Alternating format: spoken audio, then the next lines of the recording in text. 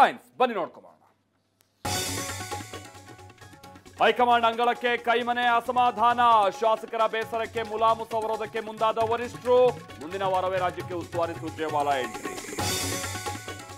ದೆಹಲಿಯಲ್ಲಿ ಸದ್ದು ಮಾಡಿದ ಬಿಆರ್ ಪಾಟೀಲ್ ಆರೋಪ, ಮುಂದೆ ಈ ರೀತಿ ಆದ್ರೆ ಸಹಿಸಲ್ಲ ಎಂದ ಹೈಕಮಾಂಡ್. ಶಾಸಕರನ್ನ ಕರೆದು ಮಾತನಾಡಲು ಸಿಎಂಗೆ ಖರ್ಗೆ ಸೂಚನೆ. ಅಸಮಾಧಾನದ ನಡುವೆಯೂ ಶಾಸಕರ ಜೊತೆ ಡಿಸಿಎಂ ಮೀಟಿಂಗ್, ಸದಾಶಿವನಗರದ ನಿವಾಸದಲ್ಲಿ ಸಭೆ. ಡಿಕೆ ಮುಂದೆ ಬೇಸರ ಹೊರಹಾಕಿದ ಎಂಎಲ್ಎಗಳು.